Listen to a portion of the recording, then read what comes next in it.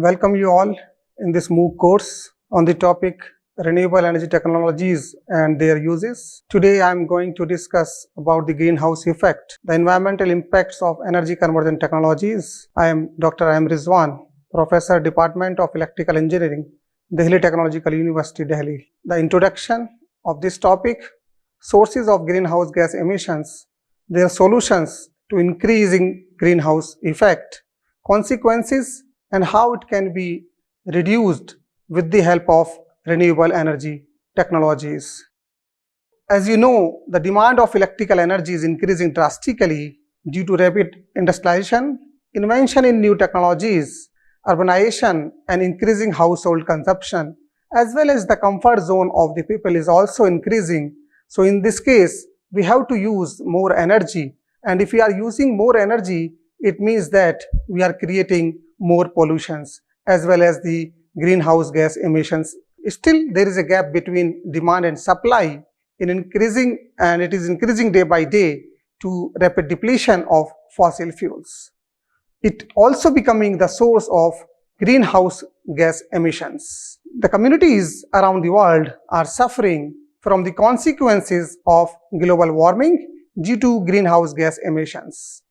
As you know that the transport sector is one of the major contributor in all the countries and is also responsible for the production of considerable amount of greenhouse gas emissions, particularly in case of Delhi, India, is 37.9 million ton of CO2 emissions. If you see this table, in this table you can see the country-wise CO2 emission and the city-wise CO2 emission on the right hand side. You can see with the help of this table, the China is the major contributor of CO2 emissions, and they are producing 27.21% of the total CO2 emissions in the world. And at number 2, you can see US is contributing around 15% of the total emissions. And we are at number 3, we are also contributing around 7% of the CO2 emissions in the global scenario. The Russia at number 4, they are contributing 4.68, Japan 3.33, Germany 2.21, Iran 1.86, Saudi Arabia 1.76, South Korea 1.7, and Canada 1.58. So these are the countries who are contributing the CO2 emissions at a large scale. And as I told you before, the China is at number 1 and we are at number 3.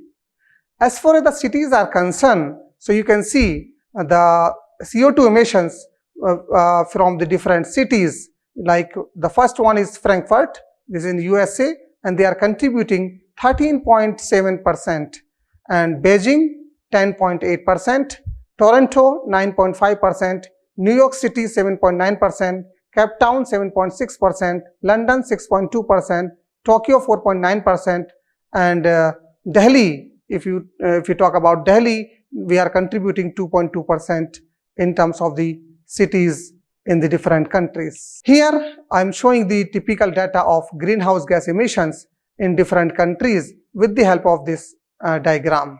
So this is the same data that we have used in the earlier table, table 1, but here you can see that with the help of this bar diagram, the China is at top position and we are at number 3. Similarly, if you see the city-wise, then you can see the Frankfurt at number 1 and we are in the last. But in case of India, we are contributing, particularly Delhi is contributing a lot of emissions. So what are the major greenhouse gases?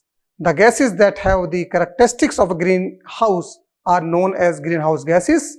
They do not absorb visible light from the sun, but infrared radiation emitted by the Earth's surface is absorbed. So these gases are referred to as greenhouse gases. So some of the examples like carbon dioxide, halogen gases like chlorofluorocarbons, nitrogen oxides, methane, etc. are the major greenhouse gases. If you see the contribution of the different greenhouse gases production from the energy point of view, then you can see the carbon dioxide is about 64%, methane is 19%, chlorofluorocarbons is 11%, nitrogen oxide or nitrous oxide is 6%, and others is only 0.4%. the sources of greenhouse gases, because it is very important to see, means what are the various sources from which we are getting these greenhouse gases. So we have to control all these greenhouse gases. First of all, we have to identify the sources of greenhouse emissions. So in case of India, as you know that more than 60% of the power is generated from the thermal power stations, and they are contributing a lot of emissions in terms of CO2, in terms of SOx, in terms of NOx, and there are mineral oil emitting a huge amount of carbon dioxide. So there are numerous factories and industrial chimney waste also, they are contributing a lot of greenhouse gases. Automobile industry, as I told you before, automobile industry is one of the major contributor in case of greenhouse gases. Deforestation, nowadays we are deforesting the plants. So deforestation and burning of fossil fuels is also the one of the major contributor in case of greenhouse gas emissions. If you see the source wise of greenhouse gas emissions, so you can see in terms of percentage wise emissions of greenhouse gases from different sources. As I told you, from fossil fuels, they are the major contributors. Around half of the greenhouse gas emissions are coming from the fossil fuels. Agricultural 13%, deforestation 14%, and industry we are getting 2.4%. So this is the global energy related carbon dioxide emissions since 1990 to 2018, which the data which is available recently. Now we can see what are the effects of greenhouse gas emissions. So it is there is a lot of impacts due to these greenhouse gas emissions. There is a global warming and climate change, rise of sea level, disruption of the water level, challenges to agriculture and the food supply, effect on the ozone layer, and smog pollution. So these are the adverse effect of the greenhouse gas emissions. So if there are adverse effects, then we should know how we can control the greenhouse gas effects or the emissions. So in this case, we have to opt the alternative sources of energy for the power generation, the advanced and efficient technology for reducing emissions from fossil fuels, avoid the burning of fossil fuels and household residues, reduction of the use of chlorofluorocarbons, and pollution should be controlled. So these are the ways by which we can reduce the greenhouse gas emissions, and there are some consequences.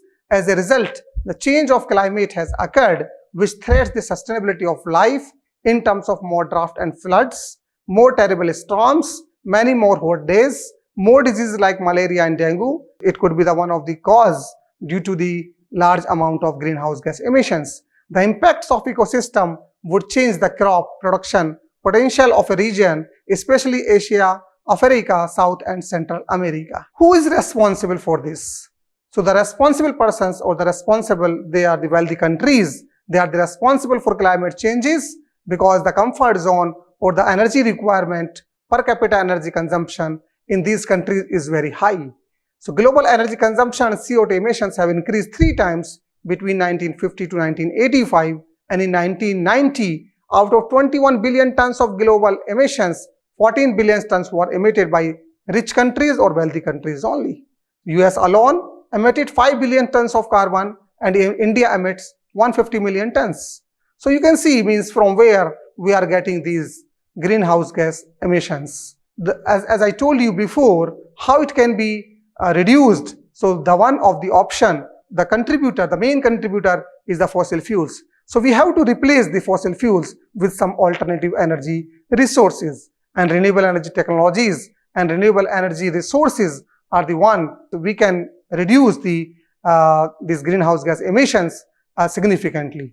So the total demand for electricity, India is expected to cross 9,50,000 megawatt by 2030, and there is substantial contribution would be from renewable energy. And if we are going to continue the thermal power plants, then there will be a worst case in the Indian scenario, these greenhouse gases emissions will increase drastically. That's why the government of India is also planning to adopt renewable energy based technologies for power generation. The solution to this challenge lies in maximizing the utilization of renewable energy resources for meeting our energy demands. So as you know, the major types of renewable energy resources include solar, wind, hydro and biomass, all of which have huge potential to meet the future energy challenges. So the power generation from renewable energy resources has gained more attention due to various environmental issues like pollution, global warming, greenhouse gas emissions, etc., etc. So what is the motivation why we are looking for the renewable energy resources exploitation? This includes the environmental concerns, a diminishing of fossil fuels, sustainable development, energy security, reliable power in remote locations, increased economic growth and new employment opportunities, intensify human welfare as well as contribution towards climate safe future, etc. So this is the main motivation behind the renewable energy resource adoption. Means these are the various advantages, or these are the various features, means we can see and we can reduce the greenhouse gas emissions with the help of the adoption of renewable energy technologies. So here you can also see with the help of this figure. So there is a energy axis, energy security, because energy security is one of the major concern in every country. Social and economic development is another parameters. Also increase the social and economic development with the help of this renewable energy technologies. And the climate change we are talking about today, we are talking about the climate change mitigation and reduction of environmental and health impacts. So these are the some of the important parameters for any country, for any developing country or for any developed country. With the help of these renewable energy technologies, by using these renewable energy technologies, we would be able to achieve all these important parameters, and greenhouse emissions is one of the important parameter among the four. So we were talking about the renewable energy technologies. Here we are going to discuss how we can use the energy conversion technologies. So the major renewable energy technologies includes the hydropower. Mainly it is used for power generation, the modern biomass, heat and power generation, pyrolysis, gasification and digestion. As far as geothermal is concerned, so we can utilize the geothermal for urban heating, power generation, hydrothermal, hot dry rock. As far as the solar is concerned, so the solar and wind energy technologies are the major contributors in terms of the power generation. So with the help of solar energy based technologies, we can utilize solar energy for various applications. And some of the important applications are mentioned here.